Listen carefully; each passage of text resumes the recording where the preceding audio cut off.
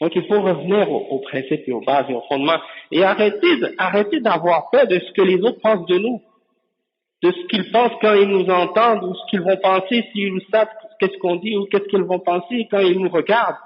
Si je m'habille comme ça, qu'est-ce qu'il va dire si je sors dans la rue habillé comme ça, il va penser quoi de moi? C'est pas important qu'est-ce qu'il pense de toi. L'important c'est toi, qu'est-ce que toi tu penses de toi-même? Qu'est-ce que toi tu penses de toi-même? C'est ça qui compte. Lui, qu'est-ce qu'il pense de toi? C'est un détail, c'est insignifiant. Pourquoi tu es gêné de t'habiller comme ça quand tu marches dans la rue?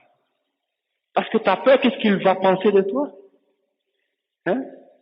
Alors pourquoi lui, il n'a pas honte de s'habiller comme il s'habille, lui? Et tu n'as pas honte de t'habiller comme lui? Mais toi, tu as honte de t'habiller comme toi-même. Pourquoi? Le problème, c'est dans le cœur. Pour lui, c'est pas une honte de s'habiller comme il s'habille. Même si c'est une façon de s'habiller qui respecte même pas les règles de la modestie et de la pudeur. Mais toi, tu as honte de t'habiller comme un musulman et de t'exposer comme étant musulman. Hein, et de porter les vêtements que tes ancêtres et que tous les musulmans ont portés depuis le temps du prophète sallallahu alayhi wa sallam jusqu'à aujourd'hui. Même avant.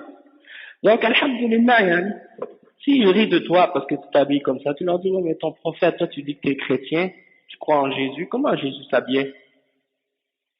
Hein? Ouais, est-ce qu'il portait des jeans avec des trucs comme ça? Non. Alors, si tu te moques de moi, tu te moques de ton prophète. Hein? Et c'est notre prophète à nous aussi. Donc, ça, c'est des exemples, yani. Et Allah musta'an.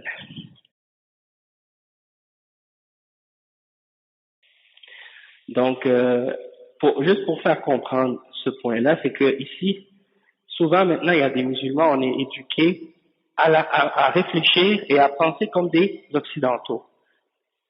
Et même si on s'en aperçoit pas, c'est rentré profondément dans le cœur de certains musulmans, ce mode de vie-là. Et lorsqu'on entend, par exemple, que l'islam interdit, par exemple, la mixité entre les hommes et les femmes, pour certaines sociétés musulmanes qui ont gardé leur fitra et qui ont gardé les principes islamiques depuis des siècles, tu leur mentionnes ces choses-là, c'est pas quelque chose de dur ou de compliqué à comprendre ou à accepter. Mais pour d'autres pays musulmans qui ont subi la colonisation, qui ont été influencés par les modes de vie des occidentaux, qui ont été proches d'eux, qui se sont mélangés avec eux pendant longtemps, et bien pour eux maintenant quand ils entendent ça, des fois c'est dur à accepter. Parce qu'ils sont, même s'ils sont soi-disant dans qu'est-ce qu'ils appellent l'indépendance, eh ben ils ont encore une colonisation dans leur cœur. Hein? Leur cœur est colonisé encore aujourd'hui par les principes et les mentalités des kuffars. Et tant qu'ils ne se sont pas libérés de cette colonisation-là dans leur cœur, ils ne peuvent pas comprendre et accepter les règles du Coran et de la Sunna. Donc ça demande un travail de libération de leur cœur, une sorte de, comment on dit, de guerre d'indépendance du cœur, hein, pour se libérer de toutes ces fausses idées-là qu'ils sont inculquées des kuffars. Comment tu penses que parce que les armées des kuffars ont quitté ton pays, t'es libre, alors que tu continues à vivre comme eux, puis à t'habiller comme eux, puis à manger comme eux, à penser comme eux? Bon, c'est sûr qu'en extérieur, il y a des choses qui sont différentes, tu gardes ta religion et tout, mais il reste que dans ton cœur, il y a encore quelque chose qui est accroché, là. Tu veux pas se décrocher. Et puis, c'est cette petite affaire-là qu'il faut couper complètement, là. Pour dire, ça y est, c'est fini. Le bien, tu peux le prendre. Si les kuffars, ils ont du bien dans les technologies ou des choses de la dunya, tu peux l'utiliser, tu en profites, il n'y a pas de problème. Mais tu restes toi-même. T'es pas obligé de devenir l'autre pour profiter de ces choses-là. Tu peux rester toi-même et garder ta dignité, ta fierté, ton authenticité, ton identité et profiter de ces choses futiles de la dunya, hein, qui sont très faciles, que tout le monde peut profiter. Et aujourd'hui, qu'est-ce qu'on voit, c'est que par exemple, qu'est-ce qu'on observe? C'est pas juste les musulmans qui émettent les occidentaux. Les Chinois, ils émettent les occidentaux. Les Japonais, ils émettent les occidentaux. Les Africains, ils émettent les occidentaux. Les Sud-Américains, les gens dans la brousse, subhanallah, ils connaissent rien, puis Ils ont juste, eux aussi, s'ils ont quelque chose qui vient des États-Unis, ils veulent le mettre, ils veulent le porter. Ou si ça vient de l'Europe, ils veulent les imiter. Donc, quand tu vois ça, tu vois des Chinois qui se font faire des opérations dans les yeux pour avoir les yeux comme des Européens. Et des Noirs qui vont changer leur nez pour avoir un nez comme un blanc comme Michael Jackson. Ça, c'est pour vous dire que il y a un problème dans le cœur des gens aujourd'hui. Et dans le cœur des musulmans, il y a aussi ce problème-là.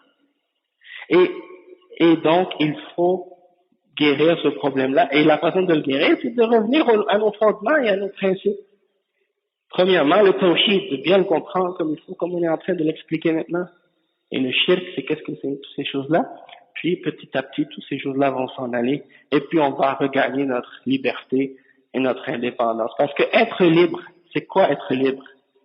Il y en a qui pensent qu'être libre, ça veut dire que tu peux faire ce que tu veux. C'est pas ça la liberté.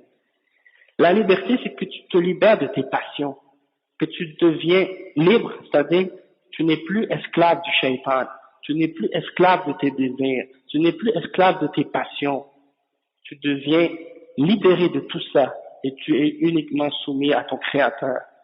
Quand tu as accepté de te soumettre à ton Créateur à lui seul, tu t'es libéré de toutes ces formes d'esclavage à d'autres choses en dehors d'Allah subhanahu wa ta'ala. C'est là que tu es vraiment libre. Parce que tes passions n'ont plus de contrôle sur toi. Le shaitan n'a plus de pouvoir sur toi. Et tout ce qui est autour de toi, ça n'a plus aucun contrôle sur toi. Et la seule chose qui a un contrôle sur toi, c'est ton Créateur. Et les ordres qui ont été révélés par Allah subhanahu wa ta'ala. Et donc là, c'est là que tu es vraiment libre.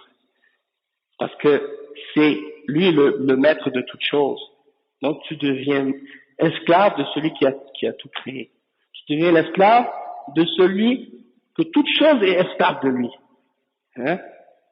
Et quand tu deviens esclave d'une créature, c'est là que tu es vraiment un esclave. Mais quand tu es esclave du Créateur, c'est là que tu es vraiment libre. Hein? Donc ça, c'est très important de comprendre.